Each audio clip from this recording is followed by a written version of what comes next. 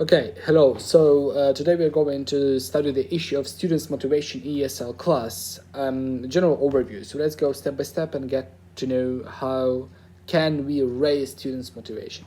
First of all, it's about self-reflection, and generally we need to speak with the students about the motivation. So yes, trying to elicit feedback is very important, but it should be done not only in the end of the course, and all the information that we listen from these endless Google Docs and questionnaires is a good ground not to only develop in the future but also to give them understanding that we care what they think about us and we want to become better, and usually people try to satisfy our needs and help us do it.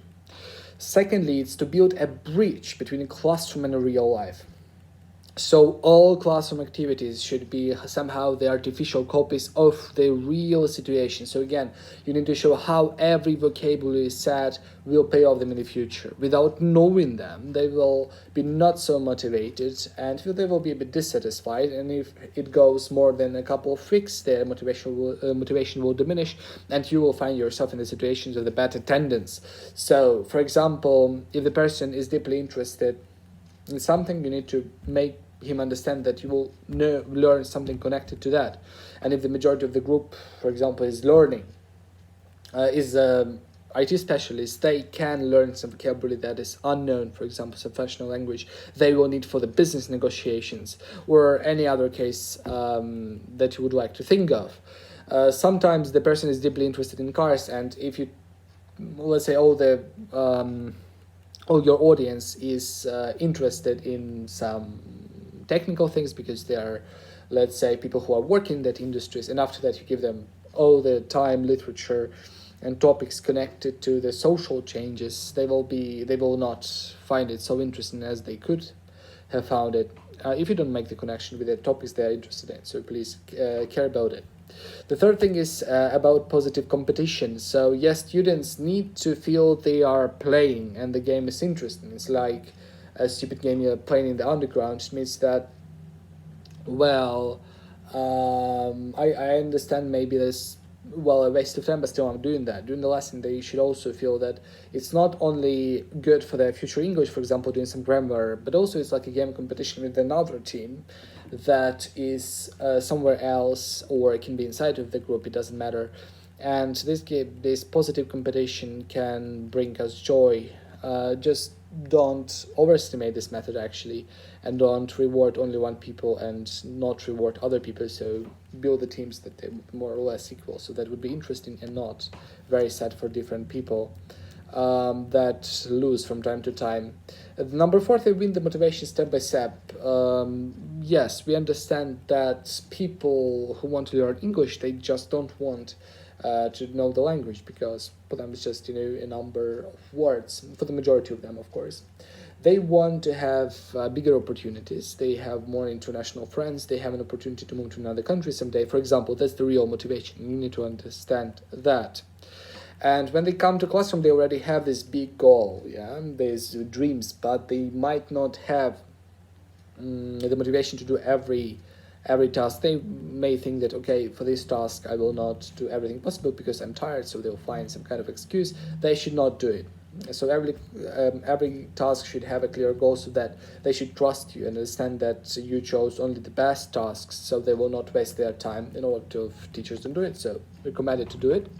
So say if the topic is about traveling, do everything possible to make the topic connected to their traveling experience, or at least a possible traveling experience that they can have. For example, flying, right? Not every person may be fluent, has flown in the life, but nevertheless, every person probably would do it in the future. We hope so, after COVID's problem is solved.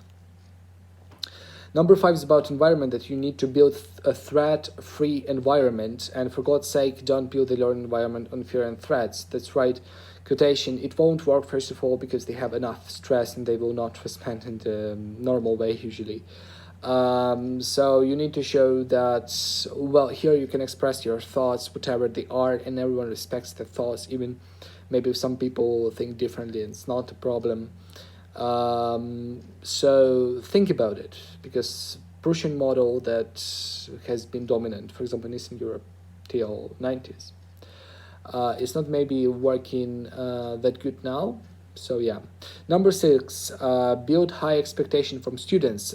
So to make a friend, it makes sense to behave as she is already your friend. So the same with the expectations. And sure, then these high expectations will certainly come true if the person keeps working, and they will start believing them after a while. So yes, you need to pretend as if this person is already speaking very nice. However, maybe it's not true. You need to correct this person, but with you need to ensure the person that actually it's normal for this person, it's normal to speak actually very well, and it's only a couple of steps that just keeps this person from doing very well. And well, you need to push these buttons in order to for them to develop higher and higher. So high expectations mean very good results. Right. Number 7 is offer variety experience. Yes, because it's about the diversity of materials, first of all, and the diversity of experience that this material brings, these materials bring. So yes, um, sometimes there are like millions of experiences that people can do, but maybe they can't because they don't have enough time, they don't have enough money, or whatsoever, right? For example, person would never go to South Korea because it's far away from her or his place, and it's well quite expensive to move there for some time. But you can do it through the text, right? You can give them that experience. You can do it through video, and by doing the exercises, they do a lot. Actually, they receive new experience and they learn a lot of new things from linguistic point of view. So think about it. So about any exotic things, any strange things, anything things that actually evoke attention and evoke clear and sincere interest. And if the person knows that you really value their time and you want to make the lesson really unique for them so that the new experience will be presented, they will be much more interested to come for the next course, for example. Number 8 is track progress, right? And it might be a bit unusual, but a lot of teachers actually don't do it, especially if it's about courses not ordinary schools.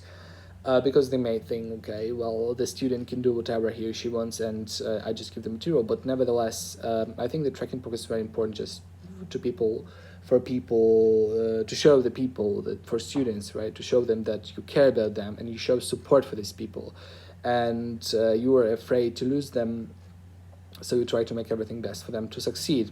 Because sometimes the people, they think of themselves like, oh, I don't know anything, right? However, the results show that this person is quite okay, and vice versa, the person thinks that he knows everything but actually he doesn't, and we need to show that actually some work should be done. So yeah, sometimes people don't want to be tracked because they say, oh, I don't want to feel inferior than other people. But if you keep everything a bit private, and you will show how to grow on every point, and probably as a teacher you know how to do it because you have pretty much experience in that, so please do it. That's how the motivation also raises, because the students see that even if something doesn't work, you will help them anyway. Number 9 is about generally motivating them. Don't try to lecture them if something doesn't goes wrong, and just provide with examples. Yes, you can say that motivation can be built by motivational videos. You can show, look, I learned it, but actually you didn't.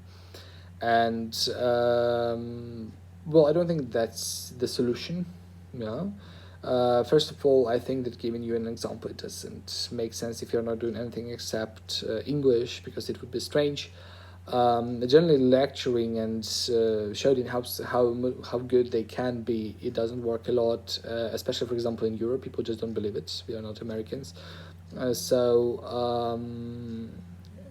Because for example, if you already know that you can do it, you don't need additional words. But if you don't feel that you can do it, additional words will not help if you don't go deeper into the problem. For example, some parents could have criticized this person in the childhood for something, and after that the person just like gave up, right?